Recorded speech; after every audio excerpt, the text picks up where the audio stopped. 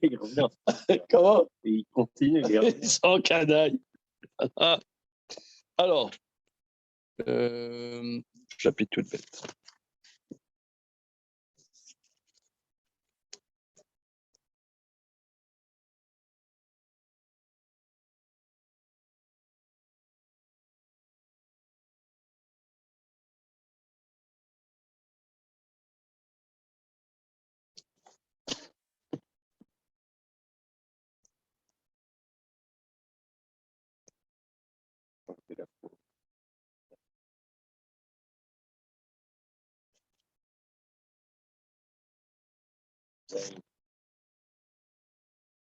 Voilà, c'est ça, absolument. Page 376 de cette édition. Chapitre Yudbet, Pasuk Zayin. Donc, Veshachatu Oto, ils égorgeront donc le Pessar, Kol Kal Adat Israël Ben Arbaïm, Velakru Min Adam, Venatnu Al Shte Amezuzot, Valamashkov, Alabatim, Asher Yochlu Oto Baem. Ils prendront du sang, ils donneront sur les deux battants, sur le linteau, sur les maisons, qu'ils le mangeront dedans. Ouais. La syntaxe, elle n'est pas bonne, n'est-ce pas, Manu, que la syntaxe, elle n'est pas bonne? Un peu lourd, on aurait dit. Hein. Oui. L'auteur, ça veut dire... style un peu... Il sortirait un livre, tu sais comment on dit aujourd'hui? Aujourd'hui, ça ne sortirait pas.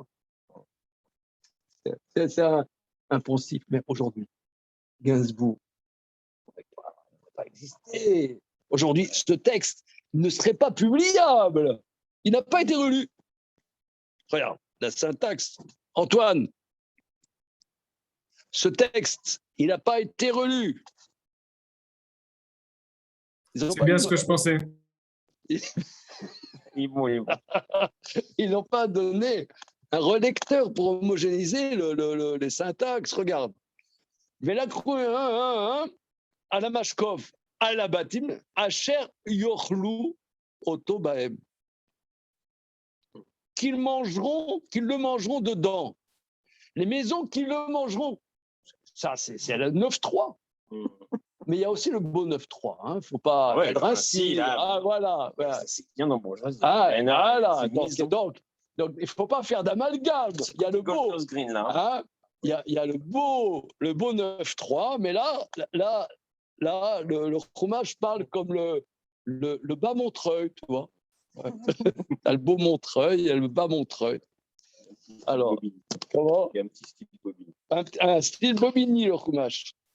Alors, on fait le Maharal. Velakru Min Adam. Bonjour. Velakru Min Adam, Venatnu Al Shte Amezuzot, Valamashkov. Ils prendront du sang, ils donneront sur les deux battants et sur le linteau. Bieroba Mitrash, Midrazot, Laskir Zerut Shlosha Avot. C'est parti, c'est reparti. Le Midrash dit que le verset mentionne ces trois éléments pour mentionner le mérite des trois patriarches. Parce qu'on a vu, on a vu Pessar, Matzamaror, des explications contradictoires même sur ce point-là. Mais là, alors, voilà. Amashkov, les Avram, Ushtam Zuzot, les Yitzhak, Beyak. Le linteau, c'est Avram. Les deux battants, Isaac et Jacob, Pirouche. Kizé Amashkif ou Mitnase Alkol Bene Adam. Vakol Nirnosim Tartav. Car le linteau est au-dessus de tout homme et tout le monde rentre sous lui. Karaya Avram Roche ou Mitnase Alkol Bene Adam. Avram est la tête qui surplombe tous les humains. Nikra Metrila Avram, justement, il a été au départ appelé Abraham, Al-Shem Shiu Av Veram. Av, Ram, père, au-dessus. Le car Amashkov Zecher Elav. Il dit Non, Abraham, ouais, ça c'est c'est un problème à la gorge. non. Abraham, ouais.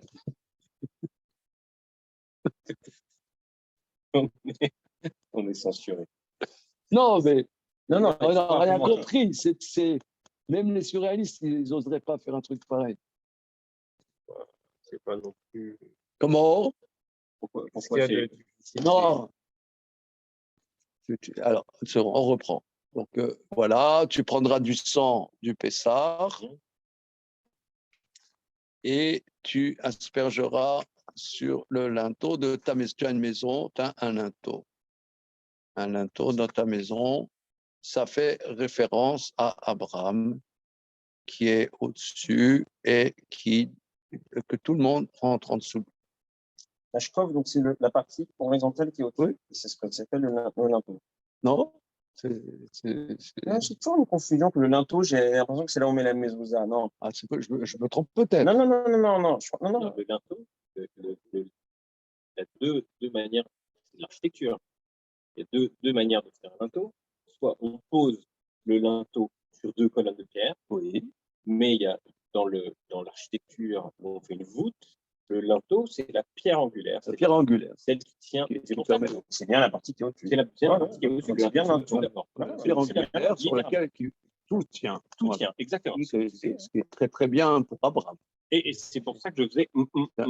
D'accord. Je croyais que je me refaisais les sonars. Comment tu connais l'architecture? Chez les étudiants, le niveau, c'est trop élevé. Ah ouais, non, c'est vrai. Non, mais je suis sérieux. On va se casser. Non. C'est une invitation à m'élever toujours plus haut. On ne vient pas ici pour faire des chiffres de Gallman non plus. Hein.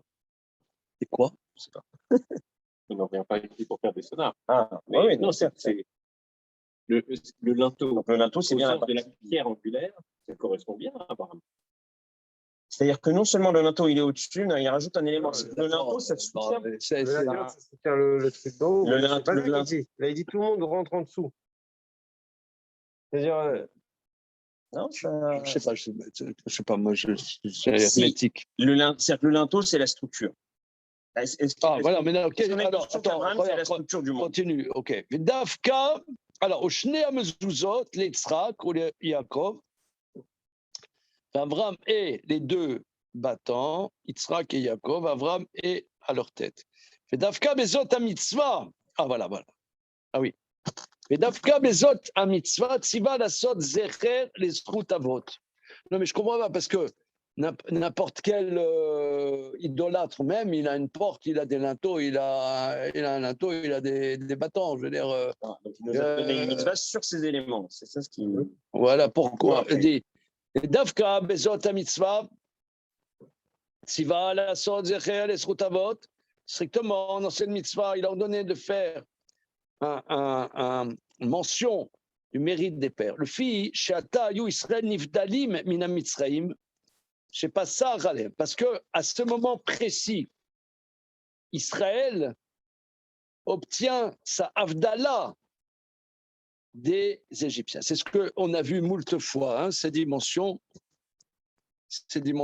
d'avdala. Oui, c'est Avdallah, c'est la séparation. Nivdalim, c'est au passif. Ils sont séparés des Égyptiens. Voilà, par le fait que Dieu saute au-dessus de leur maison, Velo Ayou Mishtadfim des Makazot, mais qui n'étaient pas associés par cette plaie avec eux. Donc là, à ce moment, c'est à ce moment précis. C'est à ce moment précis qu'il y a le mérite des pères. Le fils, Atayu Israël Nivdalim Menamisrim, chez Pasaralem, Velo Ayum Shafim Be Makazot. Zeo Bishvil Zechut Avot, c'est par le mérite des pères. Shaya Lahem Avot Menuchadim, parce qu'ils avaient des pères, des patriarches spécifiques que les nations n'ont pas. Parce que ces patriarches étaient collés à Dieu. Le Fikar Israël en mishtafim imitzraim. Par ce biais, Israël se sépare des nations, ne sont pas associés avec les nations. Venivdalim leatzma bishvil zechut avotam, sont séparés. Donc là, ici, le Maharal nous dit quelque chose de très profond, c'est que par la makat bechorot et l'aspersion du sang du Korban Pessah, parce que c'est le Pessah qui va faire que Dieu va à un moment T, parce que les Béné Israël étaient en symbiose complète avec les Égyptiens, comme on a vu au début du Gvurot Hashem, c'était comme un fœtus à l'intérieur, comme un fœtus à l'intérieur de la vache, ou bien comme du plomb à l'intérieur du creuset dans lequel on fait fondre le minerai. Donc, il y a une symbiose complète entre les enfants d'Israël. Et là, à un moment, il va y avoir cette séparation par le Korban Pessah. Et à ce moment-là, il y a la porte. Mais regardez, parce que moi, ça m'hallucine un petit peu cette histoire, parce que la séparation, nous qui sommes, par exemple, dans cette période préélectorale où des lumières brillent au firmament de la politique française, nous avons parlé du bon Éric le premier. Ouais. Il a l'histoire d'être plus français que les Français. Non, c'est vrai, ils ont un truc spécial, les Algériens. Spécial. Je vois que Dieu me pardonne, mais alors qu'ils ne sont pas comme ça, mais dans ma belle famille, pour dire un jeune, un carême. Ah, c'est carême demain. On est où là? C'est carême. Il y en a. Alors, dans ma belle famille, c'est pas ça, mais il y en a qui disent la circoncision. La communion. La communion, on va faire la communion. Ah J'ai vu des Marocains qui disaient la communion. Oui, même tante Ninette, elle dit la communion. Mais le carême, je ne sais pas pourquoi. Le carême, il y a un truc. Le carême, là, c'est dur. Là. Le carême. Le kidouche, l'apéritif. Bon, ça va. Non. L'apéritif. Non, ça va, le kidouche, l'apéritif. L'apéritif. Tu vois, quand je dis, je vous remercie pour votre génie. Voilà, tu vois Non, mais là, demain, c'est carême. Là, c'est très spécial. C'est dur. Hein, mais ils ne vont pas dire pour qui pour, mais genre, c'est genre pour Guédalia ou Listévet. Demain, c'est carême. Hein. Et qui pour, il l'appelle le grand prêtre. Bon, ça c'est international. À la limite, les matzot qui viennent les galettes, c'est bon. Bon, ça c'est rien. Ça, parce qu'on les achète les galettes d'Agen. Les galettes. Effectivement, non. Bon, le point. Non, regarde, ici, il y a un point. Parce que cette notion d'Abdallah, ça revient, hein, ça prend de mer dans le Maharal. On a vu beaucoup que, voilà, Kebaser et Misraim, Lotasu, etc., parce que je vous ai séparé des nations. Bon. Donc ici, nous sommes dans le grand bazar du communautarisme, n'est-ce pas? Ouais. Donc là, la séparation, nous sommes séparés des nations. Mais vous n'aurez quand même, pour preuve, que le lieu de la séparation, c'est la porte. Ah oui. C'est le coffre-fort, au contraire. C'est le bunker. Ben non. Et tac dans les dents. Pa. C'est-à-dire. Mais non, c'est le passage. Oui, mais justement, donc le passage, c'est le lieu d'échange. Ah ben voilà. Non, c'est la séparation. Le lieu d'échange. Mais non. C'est le lieu de l'interface. Oui, donc c'est l'interface. Mais oui, mais non. On est en brainstorming. Voilà. Mais je réfléchis tout. Oui, c'est vrai que la porte, c'est le lieu de passage. C'est le lieu de passage. Passage et séparation. Donc interface. Non, interface. Interface, c'est là où je vais entrer les. Non, voilà, regarde. Il va y avoir le moment T. Il va y avoir le moment T où va se passer que Israël va être radicalement, ne va plus dire le carême, ne va plus dire ses péchés, ne va plus dire c'est péché. C'est péché. Quand on jette du pain. Justement. Les gens, ils peuvent regarder la télé Shabbat, mais par contre, dès que tu. Ah non, c'est péché le pain. Il ne faut pas le jeter. Voilà, c'est péché. C'est péché. Voilà. C'est bon, ça. T'as connu un peu? J'ai connu.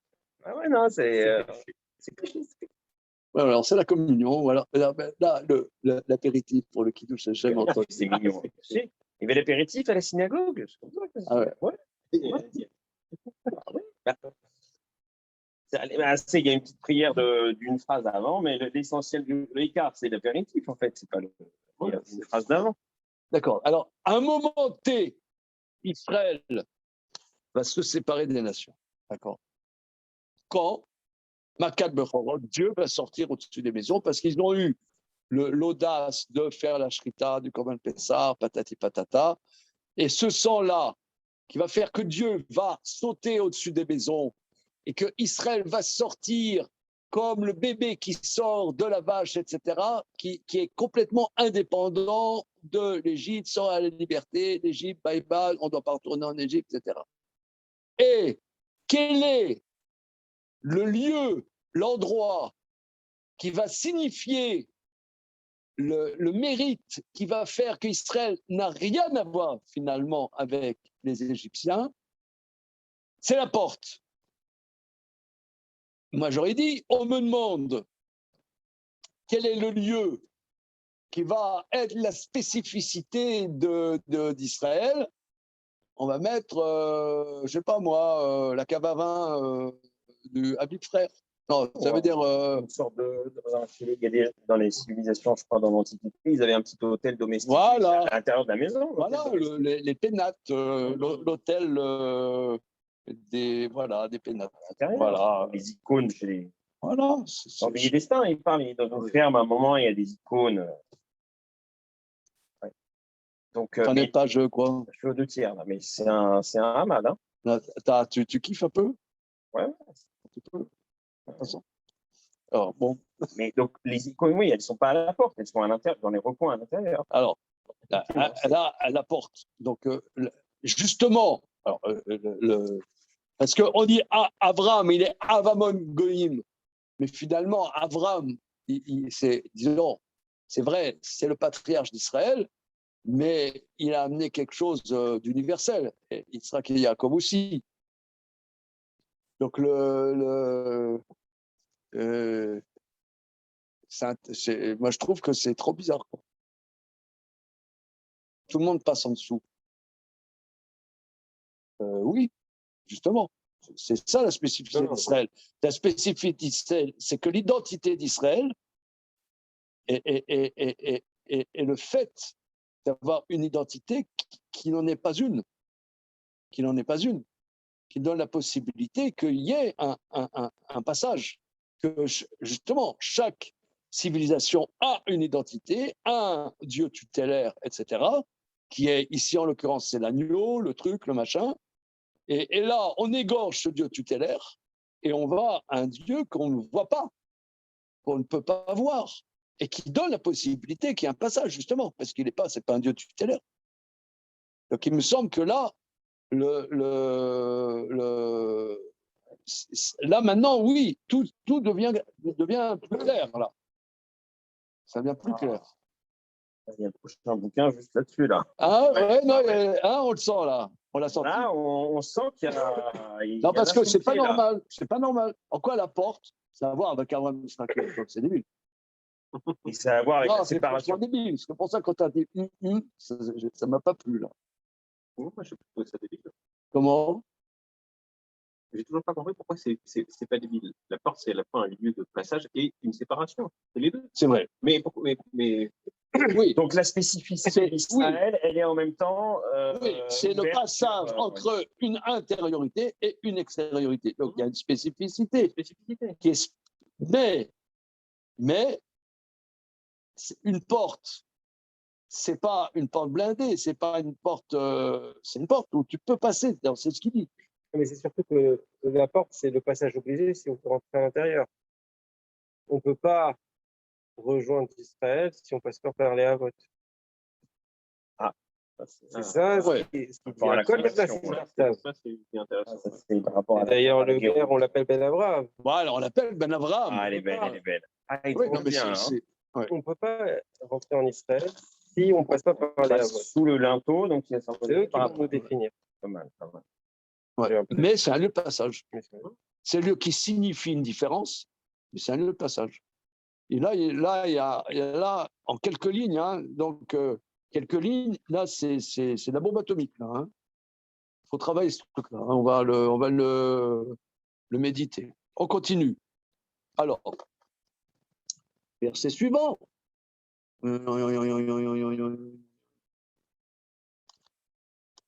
Voilà, le verset Yud Gimel. Il fait des morceaux choisis, hein, le Maharal. C'est pas exhaustif, hein, il prend des choses. Oui, mais en voyant ce Marat-là, je comprends qu'un André Neher ou un Beno Gross, ils aient une démarche sur le Marat qui ne soit pas systématique. Vous savez, les livres, on dit un peu des morceaux choisis. Je comprends parce que c'est pas. Ça passe de thèmes où on peut vraiment développer à des explications qui ont l'air extrêmement précises. Je comprends qu'on ait envie, quand on fait de la vulgarisation, de prendre des morceaux choisis et de les développer. Ouais. Mais ça a le charme ça n'a pas le charme de faire du systématique.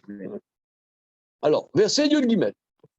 Ve'aya Adam lachem le hot à la batim, asher atem sham veraiti et Adam ufasarti alechem velo ye bachem negev le mashrit beakoti beret.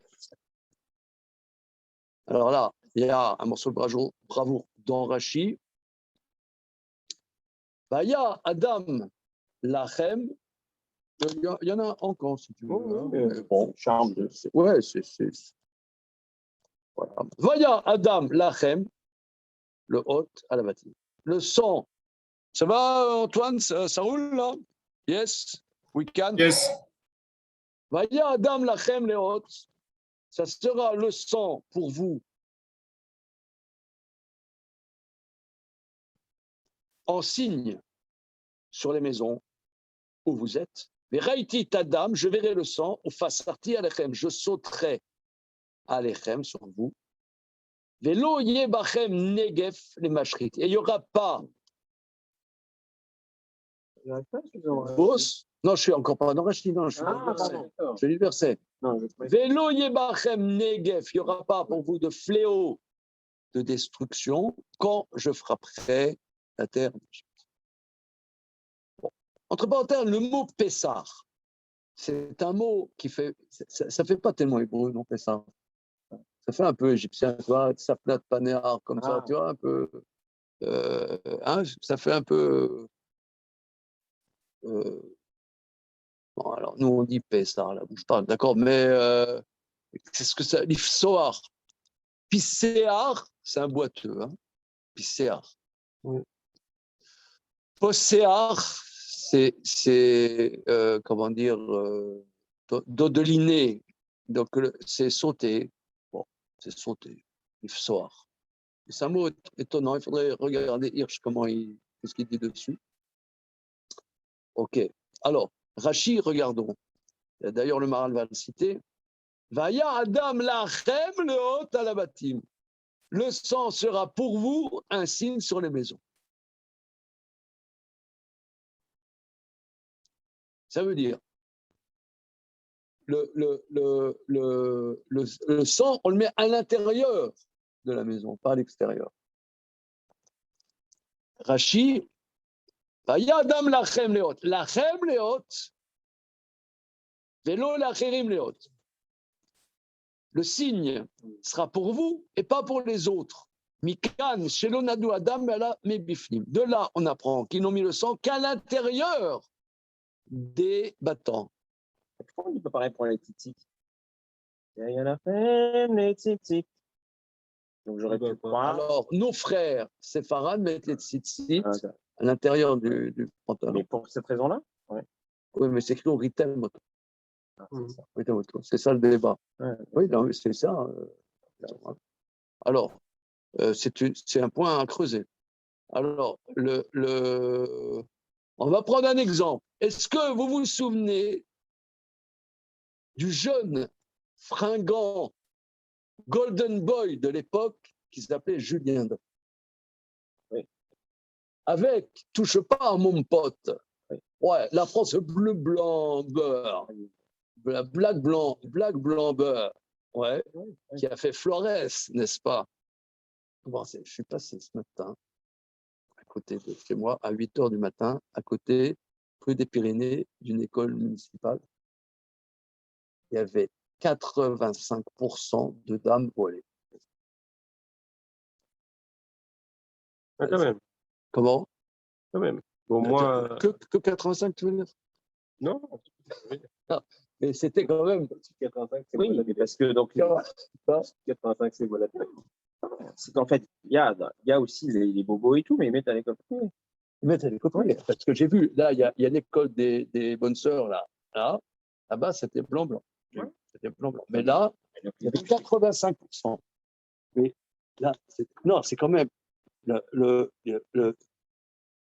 y a une bonne ambiance, hein. Franchement, c'était très, très sympathique. Passer là devant. Mais c'est impressionnant, quoi. Alors, donc, tout ça pour dire que la France, c'est les couleurs. Ouais. Eh bien, il y avait la main, c'est-à-dire, on ne touche pas mon pote. Alors, on te dit, voilà, moi j'ai un signe, mais je le mets en dessous, parce que c'est pour moi, pas pour les autres. Ah, le signe, c'est que pour toi. Tu ne comprends pas. Un signe. Oui. C'est une définition, c'est un... visible, c'est un message. Voilà, un signe, c'est tu te défies, je sais pas, tu affirmes quelque chose. Ouais. Et là, on te dit, voilà, tu prends touche pas à mon pote, tu le mets là, à l'intérieur de ta chemise. C'est ça ce que le Pastouki dit. Oui. Parce que là, c'était un signe quand même d'une bravoure extraordinaire. Pas tous les enfants d'Abraham, Israël et Yaakov ont eu la force intérieure de faire ce que Dieu leur a demandé. Il y en a qui disent ah non, moi je ne veux pas parce qu'il y a mon voisin. Qu'est-ce qu'il va dire? J'ai égorgé son Dieu. Non. Il va dire passe nicht, il dit ça se fait pas. Non, moi je ne veux pas faire de discrimination. Et puis le pauvre agneau, hein, l'agneau quand même. Il n'a rien fait, il est innocent. Pourquoi moi je vais égorger un agneau? Donc il fallait une détermination de faire l'ordre de Dieu, une émouna, voilà, très très puissante. Donc là, je mets le sang à la porte. Non, à l'intérieur. Ah, okay. Alors ça, c'est ce que dit Rachid. Regardons ce que dit le Maral.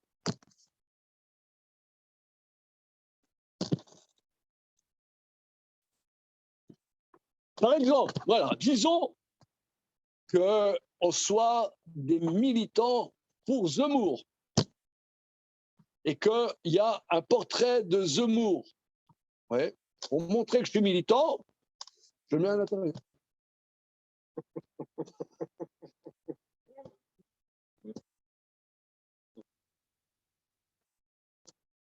En général, les militants, tu le mets dehors, tu le mets à l'intérieur.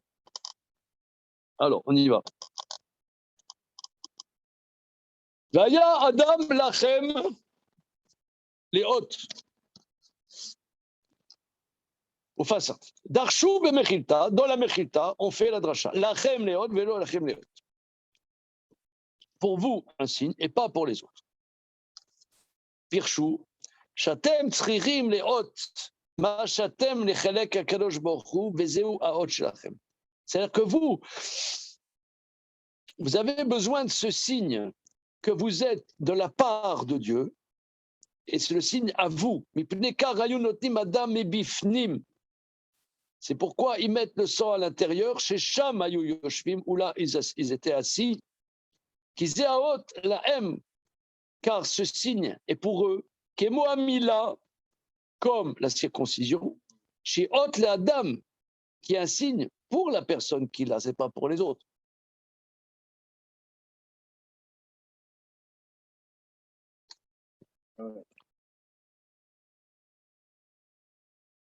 Qui aya Adam azé hot. C'est un signe qu'ils sont à Kadosh Baruch Hu. Au bishvilkar pasarti alechem. Share atem chez les je saute au-dessus de vous. Car vous êtes à moi, chez l'eau, les hachrit ou la bête d'avoir chez je ne vais pas détruire, abîmer et détruire ce qui m'appartient. Share Adam moré chez Movdim lo. Ce sang exprime qu'ils servent Dieu. Pirouche ou Fassarti. Qu'est-ce que ça veut dire? Fassarti. Chamalti alechem. J'aurais pitié de vous, Klomar. Kacher ere aot shelachem. Shatem ovdim avodati.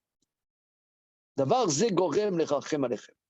C'est-à-dire que quand je verrai ce signe à vous, que vous faites mon service, cela cause que j'ai pitié de vous. Donc ça, pasarti, je vous épargnerai, ça veut dire. Je vous épargnerai.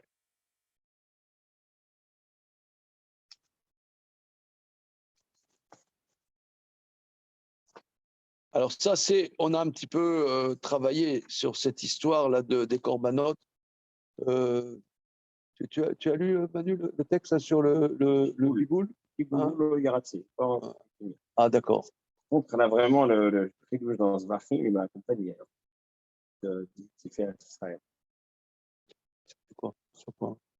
Sans rapport, hein, que c'est un texte qui peut-être qu'il a été donné à un cher. Ah oui, là, Parce qu'il y a marqué à l'intérieur des Klaïm. Ah ouais, à l'intérieur des Klaïm, c'est chaud, hein? Ça change tout, hein? Pendant la semaine de deuil de mon père, comme moi, j'arrive jamais à la foule à l'heure, mais là, comme on était à la maison et pour faire le Kaddish d'Israël, j'ai lu pendant toute cette semaine Ezéou Mekoman. Et c'est moi qui le disais en plus. Ah oui. C'était trop spécial. Je me suis dit, comment la Shgacha à Eliona, elle a fait que je suis là à Ranana en train de faire Shiva de mon père tous les matins. Je lis Ezéou Mekoman chez Zvachim et je pense à ce Tiferet Israël. J'étais le voir dans les mots, le Tiferet Israël, à Mishkenot, parce que je n'ai pas l'édition. Alors, ce qui est impressionnant aussi, tu as vu, c'est qu'en vérité, je ne sais pas pourquoi, mais ce Tiferet Israël, c'est il y a un Rishon qui dit ça bien avant lui. C'est le Rabbi Aaron Halevi de Barcelone, élève de Nachmani, qui est rapporté par le Beth Yosef sur le Siman, dans le Beth Yosef, dans le tour, sur pourquoi on dit Ezéou Mekoman.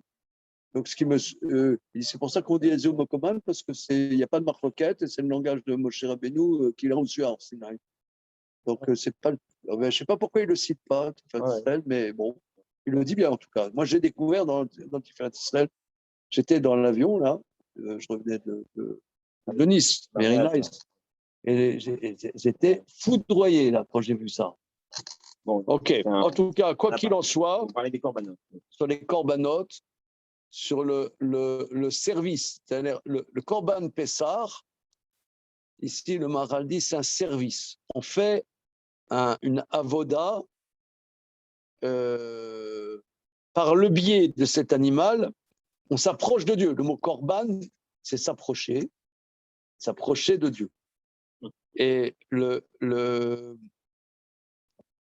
s'approche de Dieu. Donc, parce que dans le texte là, sur le Pigoul, il explique justement qu'il y a l'interdit de notar. De notar, c'est que quand on fait la shrita, c'est-à-dire qu'on l'animal, il nous représente quelque part à la place de nous, et quand on le fait la shrita céleste, on s'annihile.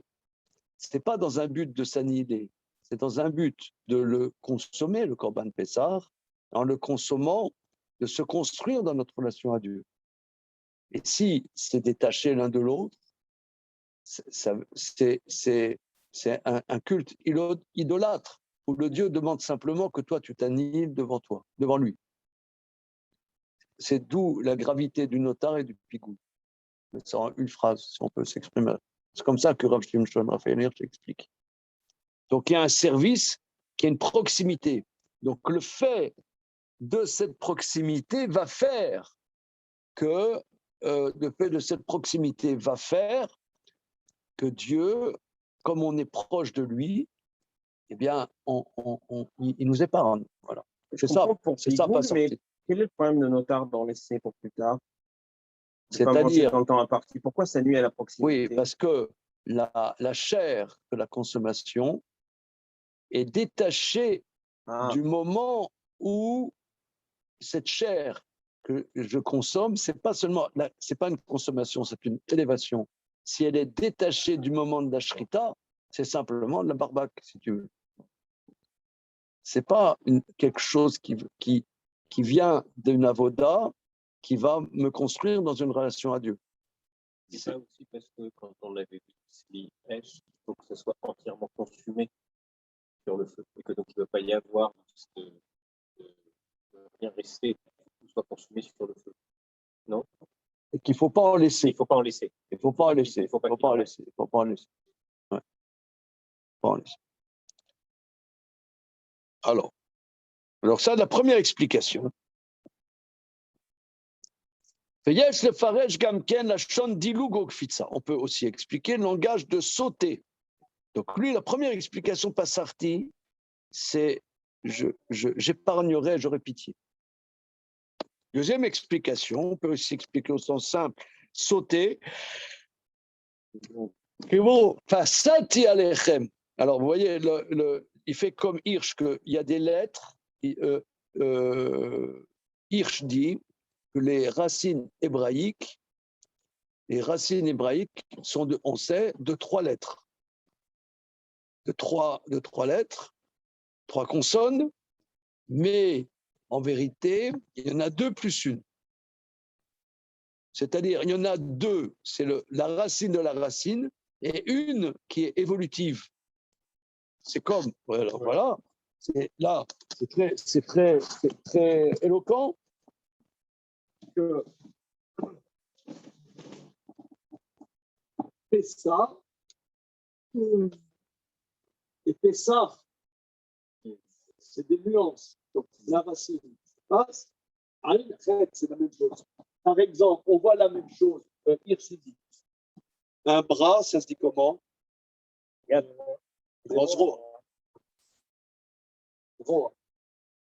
Roa, le bras, c'est comme zera, la graine. C'est-à-dire la graine, tu sèmes. Voilà. Zroa, c'est semer. Et zera, c'est luire. C'est quelque chose qui se déploie. C'est une lumière, une lumière qui se déploie. C'est de déployer. Donc il y a la gutturale ayin echet. C'est une nuance, un sens. C'est un sens moins fort, un sens plus fort. Tu vois, l'ifsoar, c'est faire un pas. L'ifsoar, c'est sauter. L'ifsoar. En plus, il y a la petite porte et la moins. Ah oui, ouais. Et vous faites ça, vous, pour des bons publics ou non? Quand ça vient, selon arrivage. Comme sur le... Comme au port de Quiberon. J'ai lu le ton ce matin. Cuisine inventive selon le choix du marché. Non, la clé du Ah, c'est bon ça. Tu connaissais ça? Les rois, Zara. Donc il y a la forme faible et forte. Voilà. Ah, mais tu peux voir, c'est efficace. Ouais, c'est efficace sur plein. Ça, c'est un grand principe. Les racines hébraïques, on sait que c'est 3 consonnes, mais très souvent, c'est 2 plus 1. Mais alors, du coup, l'un, Passarti, c'est je vous épargnerai, Passati. Passati, c'est faire un pas. C'est faire un pas. Faire un pas, mais Passar, dit, Passar, c'est sauter. Il dit comme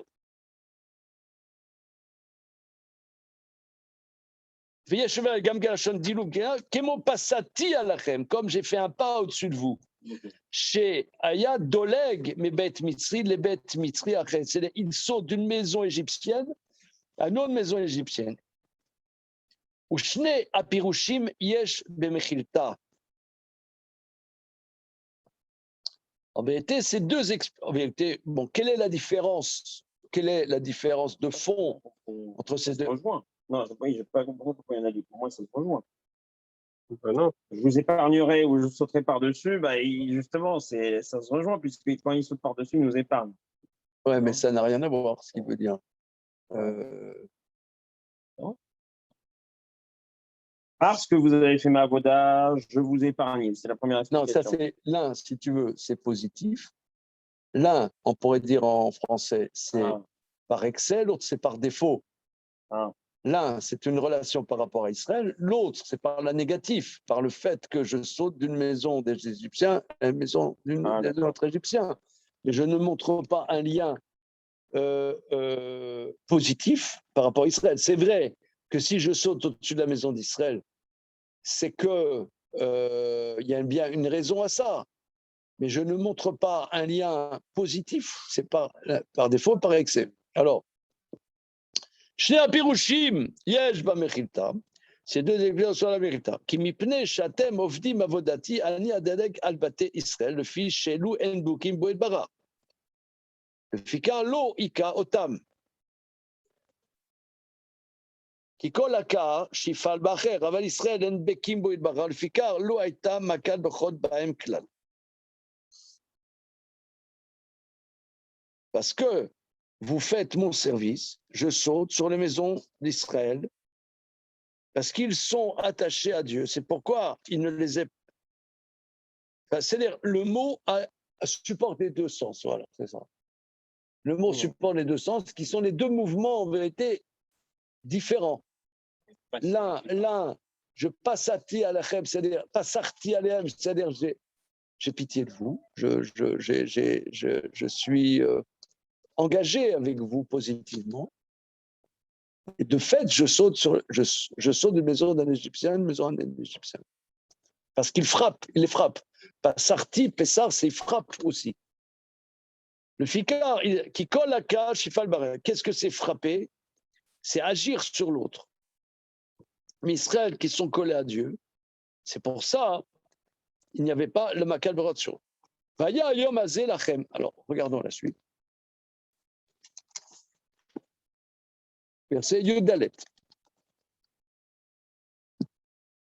Vaya ayom azeh lachem les ikaron. Chagotem oto chag lachem le dorotechem chokat olam techagu.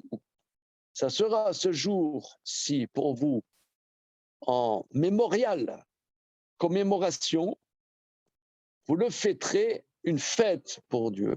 Alors, le mot chag, là, c'est exactement la même chose que qu'est-ce que ça veut dire le mot chag? C'est une fête. Mais il y a plusieurs mots pour dire fête. Qu'est-ce que ça veut dire? C'est quoi? Comme ça, je vois pas. Je ne sais pas, je vois pas le choix. Toi qui étais en Israël la semaine dernière, là, il y a 2 semaines. Comment on dit un club en Israël? Madon ou choug? Un choug aussi. Ah oui, les chougim. Chougim, oui, c'est des activités pour les enfants, là. Oui. C'est extrascolaire. Voilà, oui. Un choug. Ah, avantage! On l'avait quoi dans un des cours d'hébreu. D'accord. Quand on avait fait. D'accord. Je m'en rappelle. D'accord. Choug, c'est un cercle. Voilà. Or, vous allez voir tout de suite, selon ce qu'on vient de dire là, vous allez le voir, tu remplaces le chet, qui est une lettre gutturale, par une autre. Aïe, og. Og. Et ben, c'est quoi? Ouga. Un gâteau. Ah, elle est belle. Ah, une galette. Les gâteaux. Mais ougot, c'est ougot. C'est des galettes. Ougot matzot velo chametz. Ougot, c'est des galettes. Il a raison, et aussi, si ougot. Voilà, ougot, c'est ça. Tu vois ce que je remarque le chet, c'est pareil que le haïm. Pourquoi Og, Meler Rabachan s'appelle Og? Alors, il va y avoir une explication à ça, mais je ne sais pas. C'est pour ça qu'il était grand. Hein? Alors, Chag, c'est un cercle. On fait un cercle autour de Dieu. Abraham, quand il allait le voir, Comment?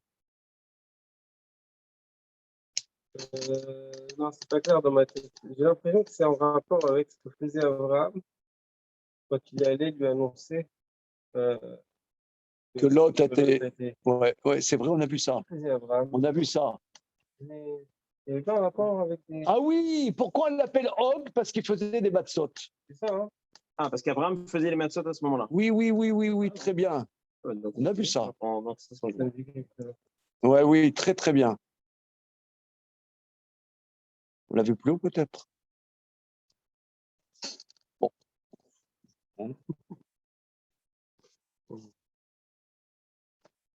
Je sais pas. Oui, Vayavo Apalit. Vayagel Avram Ivri. Ok, en tout cas, oui, Jonathan, tu as tout à fait raison que on l'appelle Og parce qu'il faisait des matzot. Il faut creuser cette question.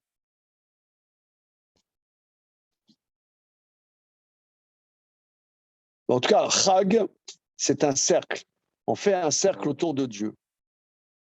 Alors, les Chachamim m'expliquent que, par exemple, pourquoi nous, les danses, on fait des auras comme ça, des cercles? Ouais, donc ouais, on dit parce que c'est pour avoir un même centre, on a un centre. Voilà, parce qu'on est tous équidistants du centre qui est Hachem. C'est ce qu'on voit à la fin de Maseret Ta'anit, la dernière Mishnah Ta'anit, il dit, on dira à ce temps-là, Zé kivinulo, Zé machin. Voilà.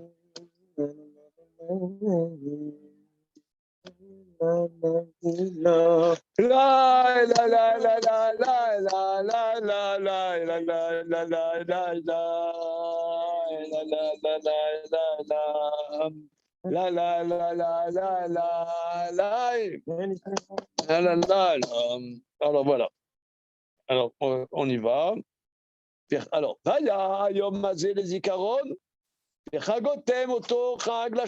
ce jour-là sera pour vous en commémoration. Vous ferez une fête pour Dieu, pour vos générations. Ou un décret éternel vous fêterez. Shivat yamim matzot tochelu, bayom harishon tashbitu, etc. Alors, on y va. Le Mara. Afalgab sheyom hayetzia ou yom echad. Combien même le jour de la sortie, c'est un jour. Siva, la sot shiva yamim yeme Pesach.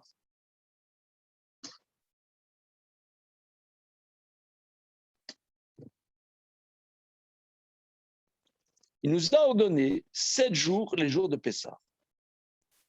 Car le début de la sortie, c'était le premier jour. Mais la finalité de la sortie, c'est le 7e jour, chez Avrou, Ayam, Biyom, Shvi'i, qu'ils ont traversé la mer le 7e jour. Oui, pourquoi? Parce que le début de la sortie, c'était la séparation. La séparation, si vous voulez, par exemple, tu fais une omelette. Tu casses un œuf, par exemple. Tu sépares l'œuf de la coquille. Ou alors le jaune du blanc. Mais là, tu le casses, mais ce n'est pas le but. Le but, c'est, voilà, tu casses. Là, voilà. Par exemple, tu vas faire ton omelette. Tu casses l'œuf, mais là, le but, c'est quand l'œuf, il est dans la poêle. C'est la sortie d'Égypte où là, maintenant, ils sont complètement autonomes. Une omelette. Voilà, des omelettes, voilà. Alors, il dit, ils ont traversé la mer le 7e jour. Ils ont été libérés. Donc, la séparation, c'est oui, le premier jour. Mais la libération, c'est la sortie d'Égypte. Hein, ça, c'est ce qu'on avait, souvenez-vous, on avait justement, là, c'est le, comment dire, c'est le deuxième chapitre de ça. Deuxième chapitre, c'est le 34e chapitre du Gvurot Hashem sur les plaies d'Égypte. Il dit qu'il y avait deux étapes. Il y avait le dévoilement que Hachem, il est mêlère dans tous les 10 éléments jusqu'à la Neshama. Ça, c'est les 10 plaies, Makat Bechorot. Mais au niveau du Prat et la traversée d'Égypte, c'est la Géoula au niveau Klali, au niveau du Klal. Souvenez-vous, on a vu ça. Ça, c'est le deuxième texte du livre. On avait travaillé, on avait beaucoup travaillé ça ensemble.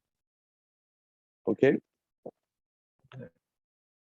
Après, il me semble que certains considèrent quand même qu'on est vraiment libéré d'Égypte à Matan Torah. C'est-à-dire qu'il y a toute l'étape des 49 degrés, justement, pour se séparer complètement de la Touma et des souvenirs de Avodah et de la petite volonté qu'avaient les Bnei Israël quand ils retournaient. C'est-à-dire que là, on est libéré d'Égypte. Ce n'est pas un but en soi. On est libéré d'Égypte. Ça grandit dans le en réalité, les 7 semaines du Homer, c'est un long Chol HaMoed. Oui. Il y a Pessah, un long 7 semaines de Chol HaMoed et Shavuot. Le cas Tziva Bechagotem Chag. Le cas Tziva Bechagotem Chag L'Hashem Shivatem. Ve'en ha-mitzvah lechol matzot kol zaim yamim. La mitzvah positive n'est pas manger des matzot pendant cette. La mitzvah de manger des matzot, c'est obligatoire que le premier soir. Si tu veux manger des pommes de terre ou de la pastèque pendant 7 jours, c'est ton problème. Maintenant, la seule chose, c'est de ne pas manger du chametz. Et là, je l'echol chametz. Qui machar shamatza mora à la cherut. Étant donné que la matzah nous enseigne sur la libération, le fika yesh lechol matzah belal tedvav. Aval, ma shaita ayetzia nimshechet adayom hashvi shaz avru yam souf. Mais ce que la sortie se continuait jusqu'au 7e jour, où là, ils ont traversé la mer Rouge. C'est la suite de la première sortie qui était le 15. Le car en mitzvah lechol matzah b'shayamim. Il n'y a pas une mitzvah positive de manger la matzah les autres jours. Aval asur lechol chametz. Mais néanmoins, c'est interdit de manger du chametz, et sauf ayatami d'etzia la cherut ayom hashvi, car finalement, tout ça, c'est une longue sortie à la libération jusqu'au 7e jour. Velakshot kivan shenatan atam le matzah mebe shelo ispik betsekam betsekam velo alarmital shegalam zebeyom aya vezebeyom aya share beyom yatsu Israël mimitzrayim kilati memachot hapetzar yatsu ben Israël velo balayla. Alors maintenant, ne pose pas la question qui serait légitime de poser, mais ne la pose pas. Hein. Attention, ne la pose pas. Étant donné que la raison de la matzah, c'est que n'a pas eu le temps, la part de nos pères de lever qu'ils ont été libérés. Or ça, ils sont sortis concrètement de leur maison le matin, le jour. Parce que c'est le jour qu'ils sont sortis, comme dit le verset, du lendemain du Pessah, ils sont sortis, mais pas la nuit.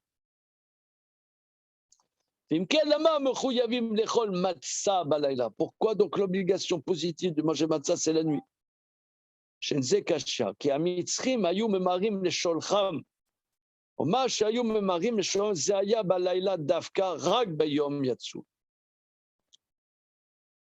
C'est-à-dire qu'ils ont l'obligation de matzah la nuit, pas le coucher. Car les Égyptiens les précipitaient pour les renvoyer, étaient pressés de les renvoyer.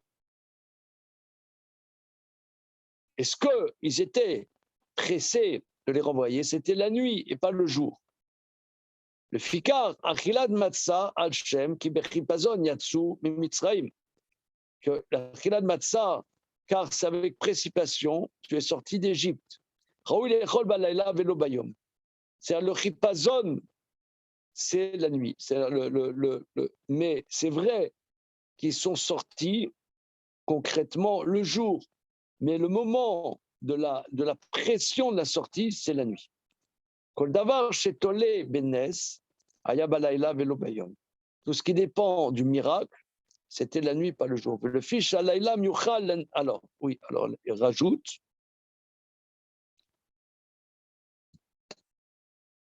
Mais et toute chose qui dépend d'un miracle, c'est la nuit et pas le jour. Alors là, c'est nouveau, c'est de sortir. Là, attention. Voilà. Pourquoi? Le fiche alayla miuchal anissim vaniflaot. Ma shasa bemitzraim. Car la nuit est prédestinée aux miracles, aux prodiges qui ont été faits en Égypte. Et Chen Kreatiam Souf Balayla Aya. Il a traversé la mer, c'était la nuit. Vous savez ça? Moi, je ne vois pas. Dans le film, non. c'est pas comme ça. Non. Dans le film. Créa a été la nuit et ils ont traversé le matin. Non, c'est l'ouverture de la mer Rouge, puisqu'il y a marqué dans le passo qu'il y a eu un vent violent toute la nuit pour ouvrir la mer. Ah oui. Non. L'ouverture la nuit, en fait, ça ressemble à la sortie d'Égypte. L'ouverture la nuit, ils ont traversé le matin. Et là, pareil, la sortie d'Égypte. Ils nous ont dit partez, et on est parti au matin. On ne peut pas partir comme des. Donc le déclenchement du miracle, c'est bien la nuit. Très bien, Razak. Très bien. Il n'explique pas pourquoi la nuit est disposée au miracle.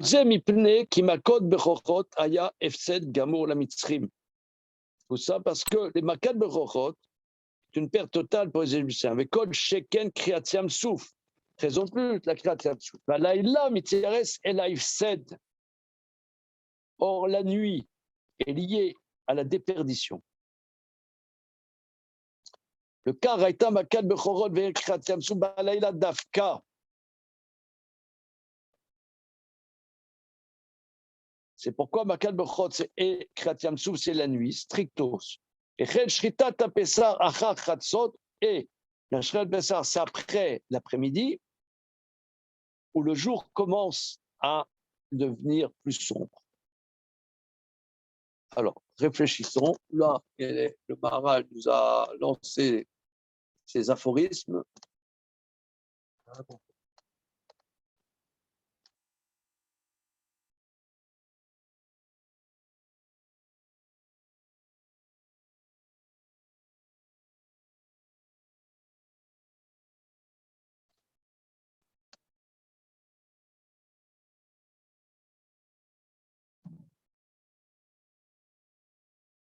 Je comprends que le jour, il y a le soleil, on est dans l'ordre implacable de la nature. Que la nuit où tout se trouble, il peut se passer. Le point, on peut dire, là, il y a un Beth Yaakov de Radzin qui traite de ça et qui est, me semble-t-il, qui explique sur Makad Bechorot.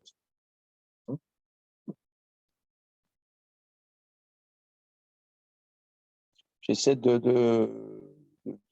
me rappeler précisément qu'est-ce qu'il dit. Il me semble que ça va expliquer. La la la la la li la la li la la la li la la li.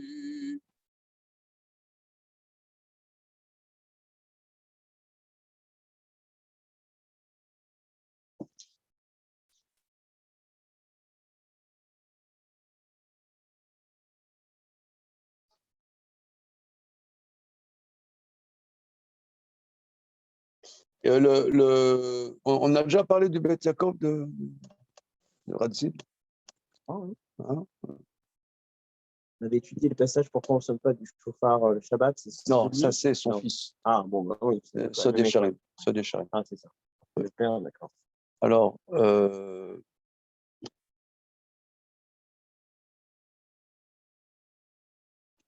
il explique Makad Bechorot. Il dit pourquoi à minuit? Pourquoi ça c'est à minuit?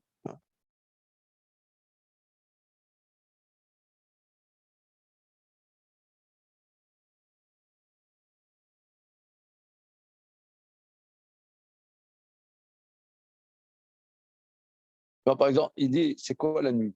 La nuit, comme dit le Maharal, c'est les mêmes mots. C'est la déperdition. Le jour, c'est dans l'action. Le jour, mais le soir, c'est pas sommeil. Tu vois? Tu comprends? Alors, on n'est pas dans l'existence. On dit Amapil, Chevlecheno, Alino, Ismo, Alafapoy. Ouais. C'est-à-dire, on dépose notre âme dans les mains d'Hachem et puis on fait dodo, quoi. On n'existe pas quelque part la nuit. On a une déperdition. On perd conscience. Voilà, on perd conscience. Donc, on dit que la nuit, c'est l'existence. Ils étudient spécialement la nuit. Voilà.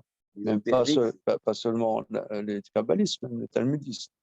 Parce que tu n'es pas dérangé par ton portable. Il n'y a pas ton banquier qui te dit machin, ou SFR qui dit vous n'avez pas payé votre forfait, là, machin. On va couper. Alors, ouais, la nuit. Alors, donc, c'est le contraire de l'existence. Il dit que le Beth Yaakov, exactement ce qu'il dit, le Maharal, que le jour, tu vois, c'est l'existence.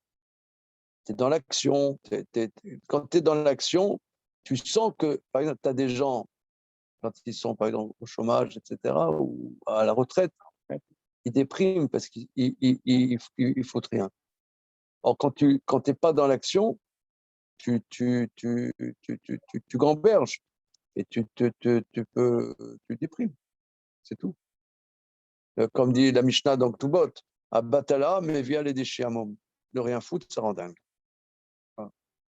Donc, tu n'existes pas. Quand tu es dans l'action, tu existes. Okay.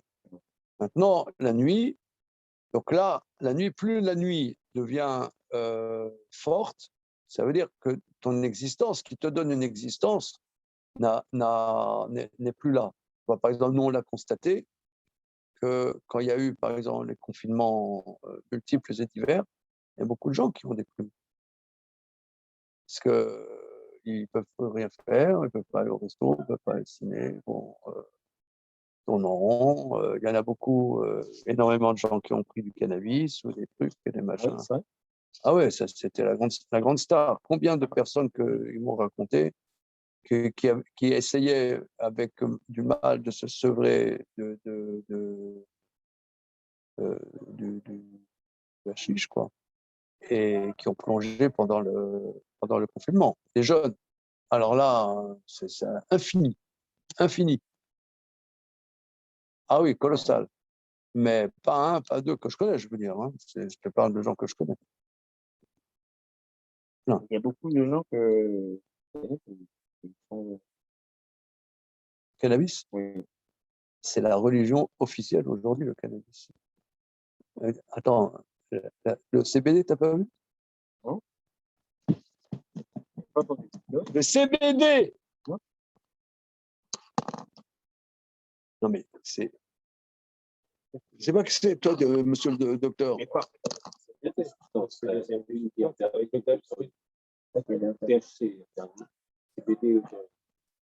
CBD, tout le monde, c'est normal. C'est comme... Non, mais le CBD, maintenant, c'est officiel. Mais tout le monde. Mais un jeune, il se shoot au cannabis. Ça, tu peux être sûr et certain. C'est 9 sur 10. Mais que en France Non, je te parle de ici, à Paris. De c'est quoi les gamins qui fument du cannabis à 20 mètres de l'école. Je veux dire, ça te donne une idée. C'est pas derrière, c'est pas caché. Attends, mon cher, mais moi, c'est Neria qui m'explique tout. Mon fils qui a 14 ans, c'est lui qui m'explique. Il connaît bien. Il fait un effort pour ne pas fréquenter ceux qui prennent.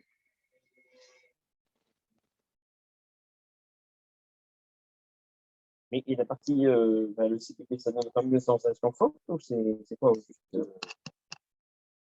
Je te lire ma thèse à moi. Ouais. Voilà. J'avais ma petite thèse qui ne vaut pas grand-chose. C'est qu'avant, la France, c'était les rois de se saouler au pinard. C'est un Français lambda, il était shooté au pinard. Maintenant, le pinard est moins. Bon, ça fait des maladies, si tu veux. Au niveau d'une épidémiologie de la population, peut-être que les pouvoirs publics pensent c'est moins dangereux qu'ils se shootent au cannabis, au niveau hospitalisation, etc. C'est pareil, ils sont foutus. Ils sont foutus. Moi, je sais, ceux qui prennent du cannabis, ils sont foutus. Ah ouais? Ah ouais. Il faut... Oui, c'est la même chose chez les adultes avec les enfants. La consommation d'anxiolytiques en France. Regarde un truc, regarde en Europe, consommation d'anxiolytiques. Oui, mais ça, est-ce que ça a des conséquences? Parce que là, lui, il dit, ceux qui fument du cannabis, ils sont foutus. Ils sont foutus. Ils sont déresponsabilisés. Mais par contre, si tu veux, les gens ils croient que le cannabis, c'est pas une drogue dure. Ça veut dire, ça n'a pas la même. Ils vont pas être fous à mettre le feu à une banque ou tuer leurs parents. Mais ils sont foutus, c'est tout. Mais peut-être que les pouvoirs publics pensent que c'est pas grave. Ouais. Ok, ils sont foutus. De toute façon, on peut rien Je sais faire pas, on avec sait qu'il y a eux. une proportion de schizophrénie qui augmente, il y a les maladies neurologiques qui augmentent, tout ce qui est neurodégénératif va arriver beaucoup plus vite, les Alzheimer, les trucs comme ça. Je pense pas que. Moi, je connais 2 garçons qui fréquentaient le Shiva, qui à un moment ont levé le pied parce qu'ils sont avec le cannabis.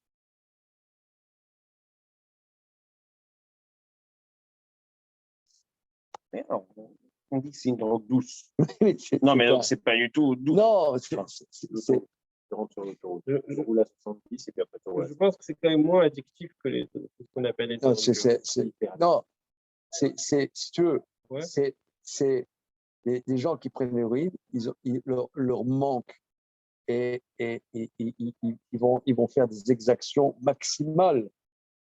Donc, ils ne font pas des exactions maximales parce qu'ils n'ont plus d'énergie. Ils sont là comme ça. Mais ils sont morts. Donc, par rapport à ça, c'est doux. Mais ils sont foutus, c'est tout. Et peut-être qu'avant, il y avait le pinard, il y avait le gros rouge, tu vois. Aujourd'hui, c'est plus tendance. Qui c'est qui prend le gros rouge? Les clochards. Personne. Moi, je ne connais pas. Bon, alors, ils prennent dans des soirées, ils vont se saouler. Mais après le saouler, ils vont prendre de l'ecstasy, ils vont prendre des trucs, ils vont prendre des machins, d'autres substances multiples et diverses. Mais tout ça pour dire, c'est dans le sujet, on n'est pas sorti du sujet. Le sujet, c'est Laïla, la le nuit. F7. Non, c'est que lorsqu'il y a eu, on n'est pas sorti du sujet. Lorsque il y a eu le confinement, là, ils étaient dans un vide. D'ailleurs, quand tu parles à ceux qui prennent des addictions, le terme, quand tu parles avec eux, c'est le vide. Ils sont dans un vide. Comme par exemple, ils font des séances pour se sevrer, etc. Ce qui ressort, c'est le vide. Ils sont dans un vide. Le vide, c'est le Beth Yaakov, il explique, ça c'est Makat Bechorot, que la civilisation, ils n'étaient plus dans tous leurs repères, etc., machin, ils se sont annihilés d'eux-mêmes. Ça c'est Makat Bechorot. Comment Makat Bechorot, alors il explique. L'Égypte, c'était une civilisation vide, et donc ils sont arrivés au bout de leur. Mais il explique qu'il va encore plus loin. Il dit que le premier-né dit pourquoi nous, le premier-né, il y a la sainteté du premier-né. Le Beth Yaakov, c'est-à-dire ça a été rédigé il y a 150 ans en Pologne, dans un petit village pourri. Hein. Il explique comme ça. Pourquoi c'est les premiers-nés des hommes, pas des femmes. Premier-né de l'homme qui n'a pas été épargné chez Israël et qui a été tué chez les Égyptiens. Alors, il explique que qu'est-ce qui donne la sensation le plus d'exister à l'humain, c'est l'orgasme masculin. Il sent qu'il existe. Or, c'est faux. C'est ses instincts. Il n'existe pas. Il est pris en charge complètement. Mais il a l'impression qu'il existe. Ça, c'est l'Égypte. Ils pensent qu'ils existent. En vérité, ils ont aucune retenue. Ils sont complètement pris en charge dans quelque chose qui leur donne la sensation qu'ils existent. Mais quand il y a le dévoilement au cœur de la nuit, qui n'ont aucune tenue d'une individualité quelque part à l'intérieur de ça, ça c'est Bakal Boro.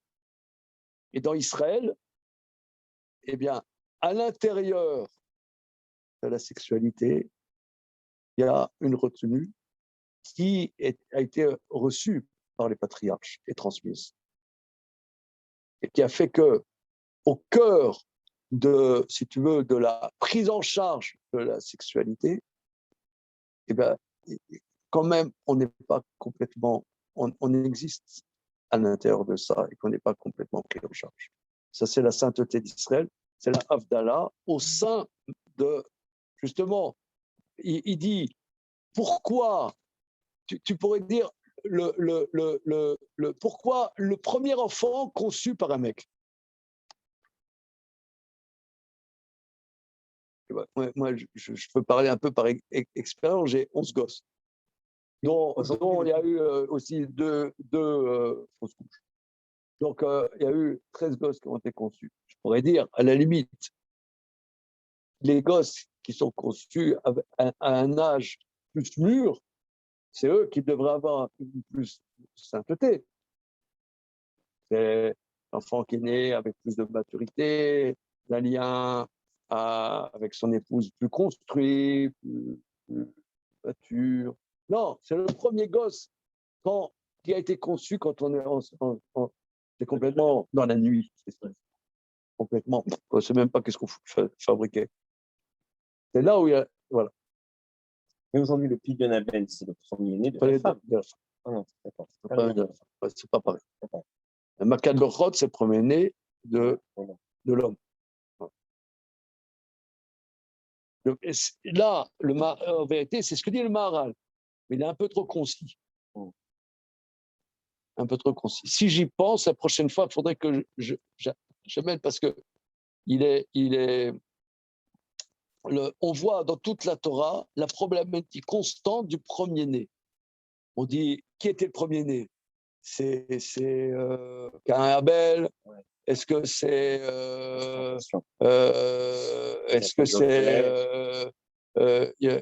Yaakov et Esav? Est-ce que c'est Yosef ou Réhouven? Ephraim et Menaché? Toujours la problématique est la première parole que Moshe Rabbeinu va dire à Pharaon, qu'on a vu plus haut, c'est Beni Bechori. C'est mon premier. Ah ouais. Et là, le texte, disons, qui m'a éveillé à la question, c'est le Sebet Yaakov, qui dit, mais pourquoi le premier-né d'un monsieur, c'est lui qui a la sainteté de Bechor? Mais justement, c'était avant le bon Freud, hein. C'était avant Freud, hein. C'était en 1880, quoi, 70, 80, il a rédigé. Oui. 60. Dans une bourgade de Pologne. C'était pas à Vienne. Dans les salons cosy de Vienne. Hein, c'est d'un petit shtetl. Puiser l'eau et aller chercher le bois pour se chauffer. Tu te souviens d'Ardo Soukaris? Ah oui. Alors, sa mère qui est née en Pologne. Une fois, j'avais étudié quelque chose avec Arnaud de Izbiche, du père du Beth Yaakov. Et sa mère lui dit, ah oui, une fois, je suis allé, quand j'étais enfant à Izbiche, il y avait dans les rues, il y avait des poules et des canards, quoi. C'est les grands centres du racinisme. C'était un petit village, quoi. Dans ces villages, il y a des géants de la pensée. Alors lui, il dit que, justement, il pose la question, c'est les mots du Beth Yaakov. Il dit, mais le premier-né, mais il est né dans la nuit, il est né dans a pas de conscience. C'est après, même, il ne sait pas encore qu'est-ce que c'est, excusez-moi l'expression, aller avec une femme. Je ne parle pas aujourd'hui, les mecs, ils commencent à avoir leur gosse à 40 ans. Mais bon, je parle des gens normaux. Non, moi, Oui, et puis on est complètement à la tête dans le coltard, quoi. J'ai rencontré tout à l'heure une jeune femme, elle a 38 ans, elle a dit ah oui, avec mon compagnon, je pense à maintenant, on va se rencontrer dans vouloir un enfant, un projet, maternité. Son premier gosse, ça va venir, 38 piges. Déjà, à 38 ans, ils sont grands-parents, là, chez les Ils sont grands-parents. Est-ce que tu connais la différence entre un rabbin orthodoxe, un rabbin consistorial, un rabbin libéral? Ouais.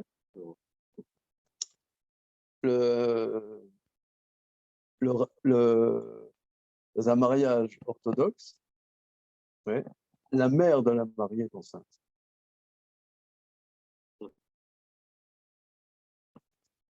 Un mariage consistorial, la mariée est enceinte. Et un mariage libéral, c'est le rabbin qui est enceinte.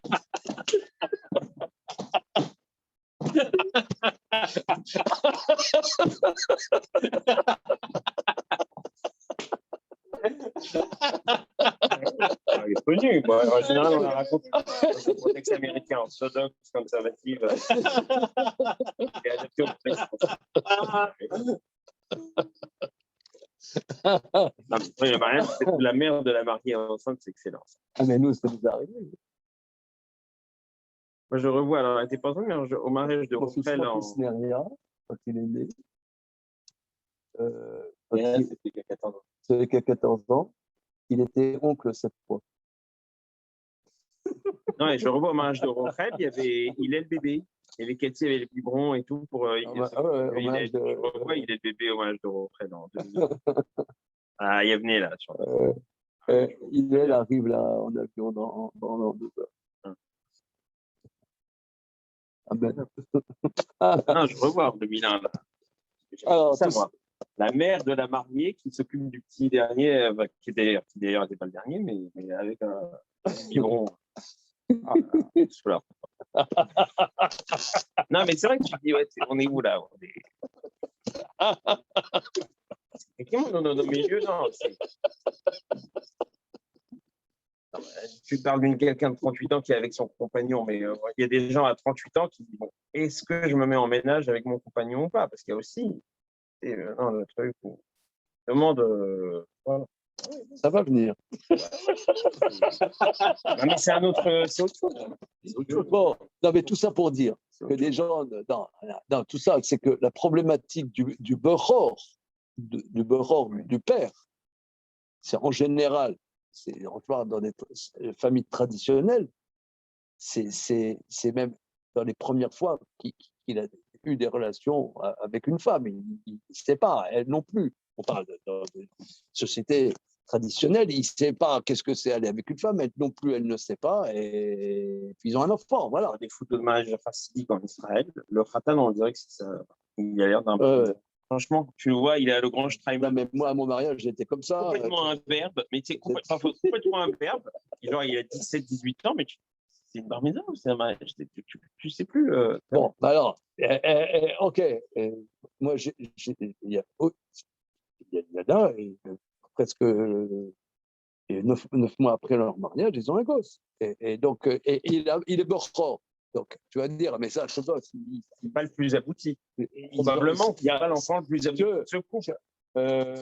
Bon, les chemins de Dieu de la conception nous échappent, mais disons, quelque part, il n'y a pas une maîtrise, disons, de ce qui se fait. C'est la nuit. C'est ça. Il dit, c'est pour ça que le Makat Bechorot vient à minuit. c'est l'enfant conçu dans où il n'y a pas encore d'une maîtrise de ce qu'on fait, on est pris. Voilà. Or, c'est ça justement, on dit que l'Égypte, c'était une terre où ils étaient addicts complètement à la sexualité. C'était le Zermat Soussim Zermatam, Bassar, Chamorim, Saram. Ils étaient. Et comment dire? Or, paradoxalement, il y a une certaine dimension de drogue aussi dans la sexualité. Il dit le Beth Yaakov. Là, ça te donne l'impression que tu existes. Ça te donne l'impression. Mais est-ce que tu existes ou alors que tu es pris en charge complètement? C'est quoi cette notion de pris en charge? Pris en charge, ça veut dire que tu es pris en charge par tes pulsions. Tu es pris en charge par tes pulsions. Tes pulsions qui commandent. Paradoxalement, qui te donnent l'impression que tu existes. Mais c'est une impression. Et là, à minuit, il va y avoir la mise à jour, d'un tri que Israël n'est quelque part et n'est pas complètement, même dans le brouillard, à une dimension d'existence, d'une retenue par rapport à ses pulsionalités. Ce qui va faire qu'ils ne seront pas détruits. Ça, c'est ce qui c'est d'après mon souvenir, les mots du Beth Yaakov. Hein. Et ça, en vérité, c'est en concision dans les mots. Hein. Regardez, je relis la dernière phrase. La plaie des premiers-nés, c'est la perte totale des Égyptiens. La nuit est liée à la déperdition. Il n'explique pas. Mais maintenant, si tu veux, on met du jus dans ce qu'il dit. Le jour, c'est l'existence parce que tu es pris dans l'action. Et là, tu es dans quelque chose où ta prise sur les choses t'échappe. Voilà. T'échappe, t'es comme quand on va dormir, on va faire dodo, ce qu'on va faire dans pas longtemps. Alors, le quart, Ayam Akal Bechon. Balayla Dafka.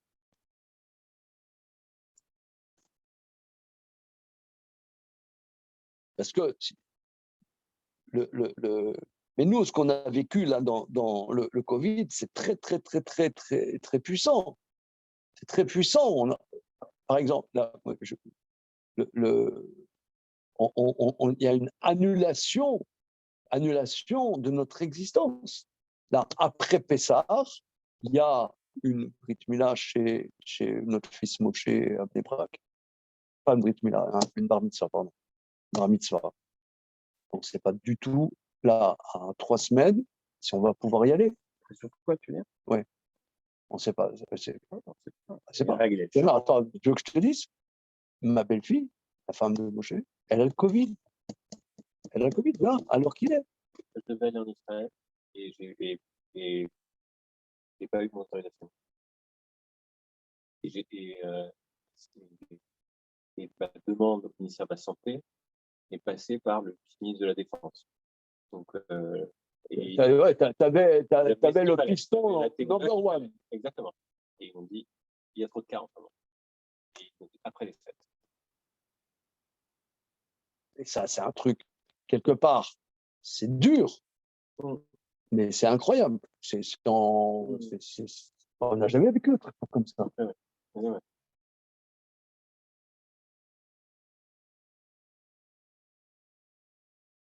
Ok, on s'arrête là pour le moment. Hein, et Bezrat Hashem la prochaine fois, je rapporterai quoi le début du paragraphe, quand tu parles du Matzah, c'est seulement le premier jour, en rapport avec le fait que c'est seulement le premier jour qui est le début de la libération, je n'ai pas compris du tout. Mais les autres jours, il n'y a pas l'obligation de Matzah, seulement les sourds de Khamet, et je n'ai pas compris le rapport. Non, si, la sortie elle-même, c'était le premier jour. Mais le processus, comme il dure 7 jours, alors on n'exige pas la matzah pendant les 7 jours, mais malgré tout, il y a l'huisson de Chametz. D'accord, mais pourquoi? La chérout, Il n'y a pas bien, oui. la chérout, disons, je ne dis pas que je comprends, mais ce que je ressens de ce qu'il dit, hein, c'est un peu difficile de dire, de ressentir, mais c'est qu'il y a un moment d'Avdallah. Voilà. Disons, le point, la cassure fondamentale avec l'Égypte, c'est la nuit du 15. C'est Makat Bechorot. Après, il y a la concrétisation, si tu veux. Même par exemple, là au mois Tishri, tout se joue à Rosh Hashanah. Voilà, c'est la cassure, le cri, le chauffard, le machin, c'est Rosh Hashanah. Mais la concrétisation, c'est les 10 jours de Tchouva, c'est Yom Kippour, c'est Sukkot, voilà. Donc l'un est dépendant de l'autre. Si tu n'as que Rosh Hashanah, tu ne vas pas loin. Tu as Rosh Hashanah, mais ça va se concrétiser par Yom Kippour, qui va encore prendre plus d'ampleur avec Sukkot, avec Hoshana Rabbah, avec Shmini Atzeret. Mais tout dépend de ce moment clé qui est le premier jour de Rosh Hashanah. De la même manière, le moment clé, c'est Makat Bechorot, c'est Achilat Matzah. Voilà. Après, tu as l'interdit de manger du chametz. Mais pas de manger le matzah. La matzah, c'est le moment T, la sortie. Bien qu'en vérité, dit-il, ça, c'est pas très, très correct, puisque la matzah, la pâte qu'il n'a pas eu le temps de lever, c'est le matin, dit-il. Donc on devrait manger la matzah le matin, et pas le soir. Là, voilà. On le fait cuire quand? Il le fait cuire la nuit. Non, mais non. Les Égyptiens leur disent, foutez le camp. Eux, ils étaient encore, ils savaient que ça allait partir. Mais bon, j'ai quitté mon pays, j'ai quitté ma maison. On ne part pas comme ça, fastoche. Il fallait que les Égyptiens leur donnent un coup de pied au derrière. Ils n'avaient encore pas fait la pâte. La pâte, ils l'ont faite après minuit. Mais ou le matin, parce qu'ils traînaient un peu à sortir. La sortie effective de leur maison, c'est le matin. Comme tu as dit, Manu, pour ne pas sortir comme des voleurs. Alors, ça, c'est le matin. Voilà. C'est le matin. Mais, donc c'est là qu'il faudrait leur pâte. Mais on la mange la nuit. Donc il y a un bug là. C'est ça le paragraphe. Donc il y a un côté symbolique du moment de la chérout, qui n'est pas le moment concret, historique, si on peut s'exprimer ainsi. Je ne sais pas si ça me fait penser à l'histoire de la grossesse. C'est toujours le même. Il y a le moment de la conception qui est ponctuel, et une étincelle et où l'homme intervient. Et après, il y a toute la maturation dans le monde de la femme, qui n'existerait pas s'il n'y avait pas le moment de la conception, mais qui est indépendante. Mais sans ça, le but ne serait jamais atteint. Ouais. Ok, c'est bon. C'est bon, là, les amis? Yes, c'est bon. C'est bon. Salut. Merci beaucoup, bonne soirée. Et salut.